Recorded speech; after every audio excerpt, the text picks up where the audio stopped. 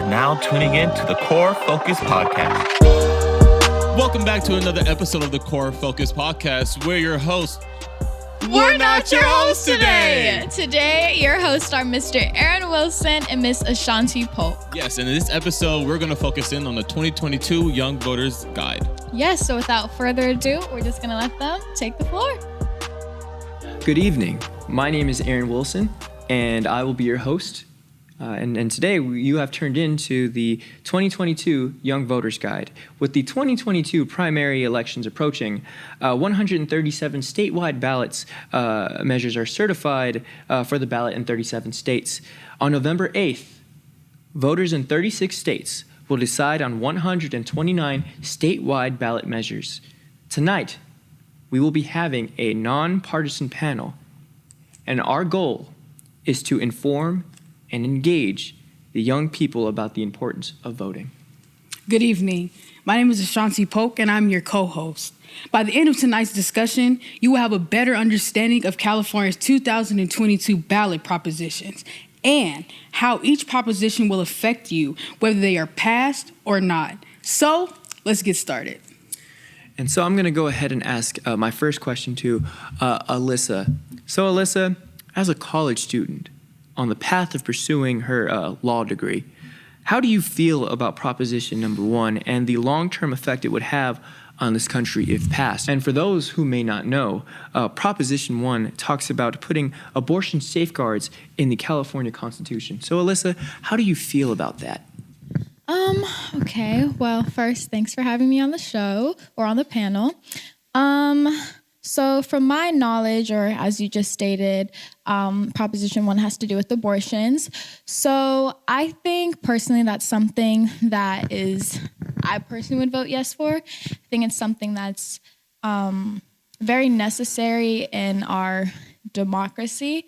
I know a few months ago the Supreme Court overturned Roe versus Wade, and then there was a lot of legalities going on in different states, basically trying to abolish the ability for people to get safe abortions.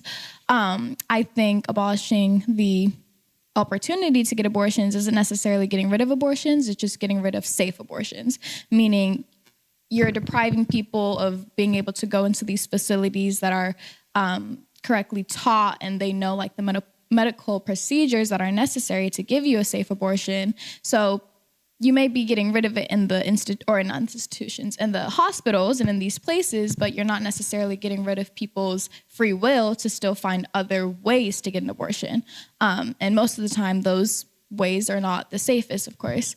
I also think that voting no to that proposition is not really doing anything for those who are choosing to say no, because personally, I think if someone wants to get an abortion, that's their own free will. As a woman, I don't think it should be anyone else's concern or decision to be able to say, I don't want to bring life into the world. Or even many people just have health issues or mental conditions, so there's a lot of different factors that play into people wanting to have abortions. And I feel like it doesn't matter what community you come from, what socioeconomic background that you have.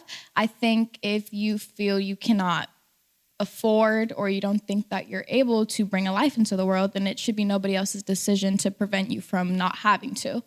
I think it also, saying no to the proposition also negatively impacts underprivileged communities, because a lot of times, although we do know that abortions are for any woman, anyone can get an abortion, I think it specifically targets minorities, because a lot of African American women and Hispanic women, or just people of color in general, tend to be the ones that are getting abortions at more higher rates from what I've personally been educated about.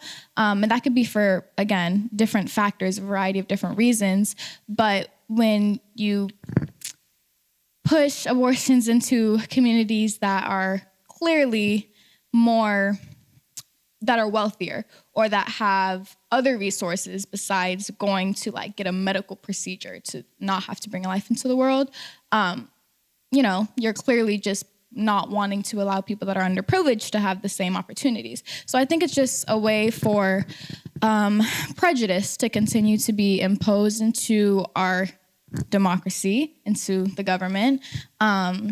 Preventing people from having free will is not something that I would see as being a democracy in the first place. So if you're not allowing a woman to have a right of deciding what she wants to do with her body, then clearly it's not a democracy. So with all that said, personally, I think it's important to vote yes for Proposition 1. I think it's any woman's free will to have an abortion, regardless of the reasons why they may want to have one. I think it's important to continue to allow women to say yes or say no to whatever they want to do with their own bodies. So I personally would recommend voting yes for that proposition. Thank you so much for answering the question. And so I'd like to remind the audience back at home, a yes vote supports amending the state constitution to prohibit the state from interfering with or denying an individual's reproductive freedom, which is defined to include a right to an abortion and a right to contraceptives. And a no vote opposes this amendment, providing a right to reproductive freedom in the state constitution. Thank you so much, Alyssa. So for our audience out there, we have a question, getting their voting status. And you can do so by going to registertovote.california.gov. And from there, you'll be directed to register to vote. And for my 16 and 17-year-olds, you are able to pre-register on that same website, which is vote.california.gov. And also, you can check your registration status. Wonderful. I think that's important information for everybody to know. Now, we have another question that's coming in from the audience, and it says, how do you feel about Proposition 26, and why do you feel this way? And now, personally, because this is nonpartisan, I will not be sharing my own opinion, but instead I will be reading the proposition to you. So the ballot measure would define sports betting as wagering on the results of professional, college, or amateur sport and athletic events, with the exception of high school sports and events featuring a California college team. Individuals would need to be 21 years of age to engage in legal sports betting. So to summarize this in its totality, legalizing what Prop 26 does is it legalizes sports betting at American Indian gaming casinos and licensed racetracks in California. And so a yes vote supports this ballot initiative to, number one, legalize sports betting at American Indian gaming casinos and licensed racetracks in California. Number two, tax profits would derive from sports bettings at racetracks at about 10%. And for number three, it would legalize roulette and dice games such as craps at tribal casinos. And for those who don't know, if you would vote no, it would that would oppose this ballot initiative. It would continue to prohibit betting in California and roulette and dice games at tribal casinos. Thank you for that. So we have another question from the audience, which asks, for a college student whose home state is California, how can you still vote if you are living in another state while attending college? That question again is, if you live in California but go to a different school in a different state, how are you still eligible to vote? And you can go to sos.ca.gov, and for the people who don't live out here, you can ask a request from an absent ballot. And just a reminder, an important date is October 24th. Again, that date is October 24th. It must be postmarked no later than October 24th, 2022. Wonderful. Thank you for that. That is also really important for those that are voting away from home. Now I'd like to return back to our panelists. The next question we have here is for Jasmine. How are you doing, Jasmine? Doing well, thank you. Thank you for having me. Yeah, of course. I'm glad to see that you're doing well. So Jasmine, as an elementary educator, how do you feel towards the Art and Music Initiative Proposition 28? Well, I feel a lot of ways. I'm very passionate about education and children, and I support this proposition. I incorporate arts and music into my classroom every single day, and I can truthfully say that it's my students' favorite part of learning, and I also enjoy it. I also enjoy teaching it. And so, oftentimes when we have budget cuts in education, arts and music programs are the first to go. But I feel that we should, we have this opportunity to pour back into this area. Music it helps with memory, and it's something that's fun. It's something that kids enjoy. And so when we incorporate things that kids actually enjoy, other than math, science, the areas focusing around STEM and reading, they're more willing to learn, and I've seen it. And so, this proposition will help support Black and Brown communities that have over 500 students in their in their school. And it will just provide more funding to those schools and also help support the teachers. Employing teachers, classroom supplies. So I'm definitely voting yes on this prop. And I encourage you all, especially those that have children, to do the same. Let's support the things that our children enjoy, because when we have happy students and happy children in our homes, it lightens up the environment. So yes, I would encourage everyone to vote yes. That was wonderfully said. Thank you. And so I'd like to remind everyone at home once again that a yes vote supports this ballot initiative to require an annual source of funding for K through 12 public schools for arts and music education equal to a minimum 1% of the total state and local revenues that local education agencies receive under Proposition 98. And they would also distribute a portion of the additional funding based on a local education agency share of economically disadvantaged students, and require schools with 500 or more students to use 80% of the funding for employing teachers, and 20% for training and materials. Now, if you were to vote no for this proposition, schools, K through 12 public schools for arts and music education equal to, at minimum, 1% of the total state and local revenues that local education agencies receive under Proposition 98 would basically not have that funding. So just for those at home, that is what would happen if you were to vote yes or to vote no. All right, so this next question is for the panelists. What do you think is the root of lack of motivation to vote amongst young Black Americans? Number one, I feel like, is lack of access to voting. Oftentimes in our communities, we don't have the same access to voting polls. We may not have the same transportation to get to the voting polls. That's number one. Number two is that I feel like we live in such a digital age, and we're used to doing everything online and being accessible online, and just having to, just make more effort to go out and mail your ballot. I feel like is a big thing. I know for me in the past when I was younger, that was my issue with not voting, as early as I could. So yeah, that's my answer.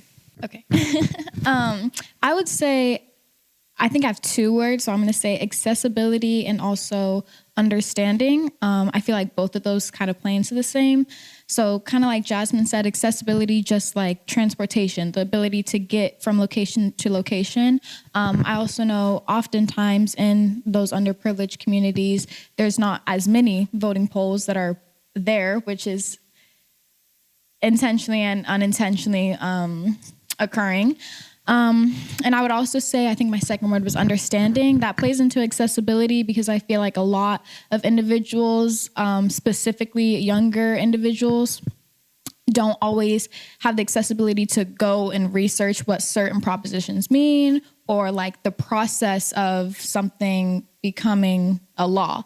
I just really got clarification on like what it really meant, on how things become a law. So I think just the ability to go to a voting poll, and then also like having the resources of being able to research and find out what these propositions mean or how it's going to affect them. So understanding and accessibility. And then I also just wanted to say, I think it does come down to also just feeling like your vote won't really make that great of an impact sometimes.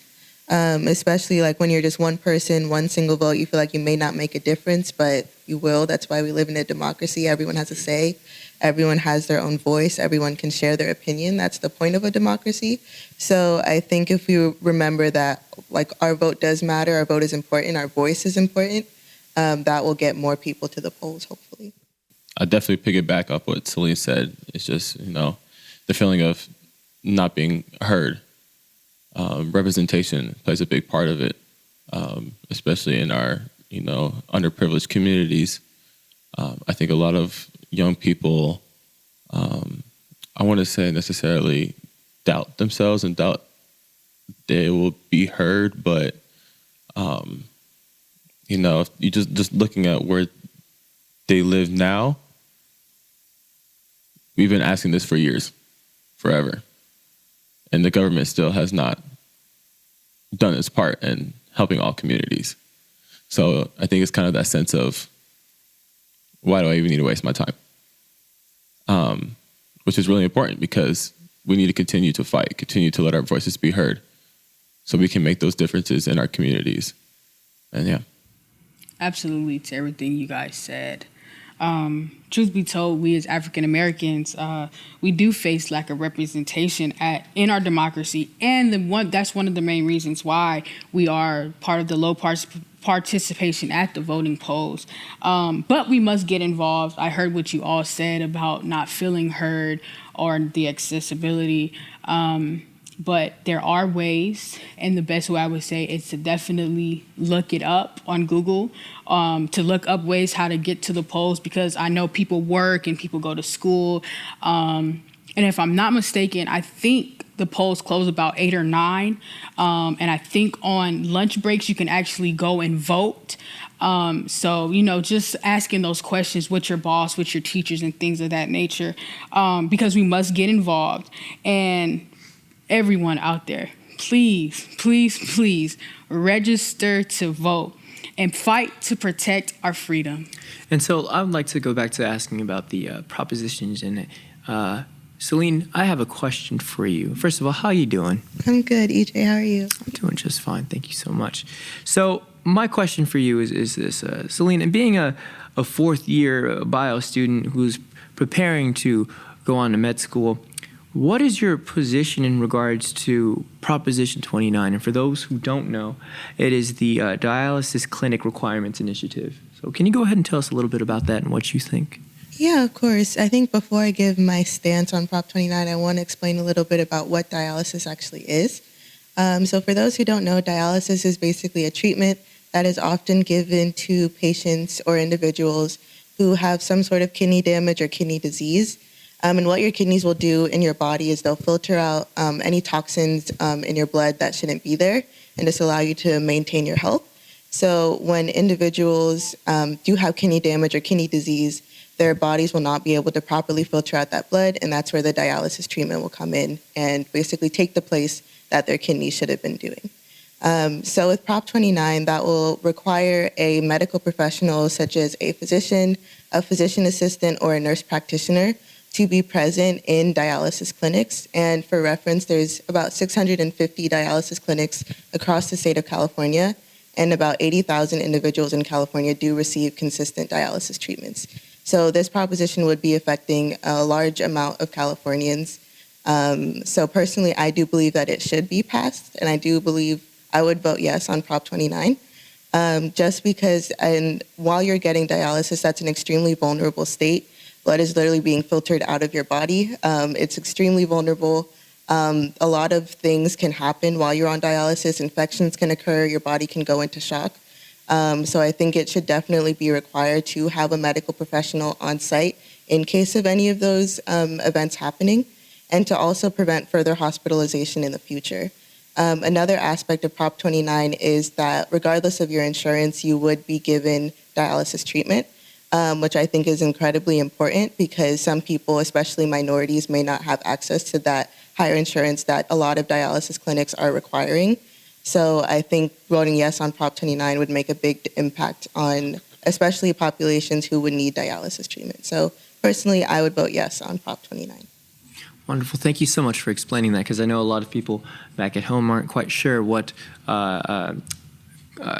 dialysis would entail, and it's very good. I'm thankful that you were able to clarify that, so thank you so much for that. And now, once again, just to clarify, the yes vote supports this ballot initiative to require dialysis require dialysis clinics to have at least one physician, nurse practitioner, or physician assistant while patients are being treated, and for them to report data on dialysis-related infections and not discriminate against patients based on the source of payment for care. And a no vote opposes this ballot initiative to require dialysis clinics to have at least one physician, nurse practitioner, or physician assistant while patients are being treated. Report data on dialysis-related infections and not discriminate against patients based on the source of payment for care. Thank you so much, Celine. So, for those of you who are pondering on the thought of not voting, the 14th Amendment to the Constitution says this: it is one of the nation's most important laws relating to civilization, citizenship, and civil rights. Ratified in 1868, 3 years after the abolishment of slavery, the 14th Amendment served as a revolutionary purpose to define African Americans as equal citizens under the law. Thank you for that. That was really good. And now, so I have my final question for Ryan. Yes, sir. Ryan, how do you feel about Proposition 31, acknowledging that tobacco products disproportionately target minority communities in California? Thank you. This proposition reminds me of a conversation I had with my mom about why there's so many McDonald's all across the world. You see, especially in minority communities, you see a lot more McDonald's restaurants than you do, say, you go to Newport Beach. I think it all ties in with gentrification and just the way the government has dispersed products that do not promote healthy habits. You know, we're selling unhealthy products at a cheap amount. Not to say McDonald's got a little more expensive now. Them large fries are $5 now. It's insane.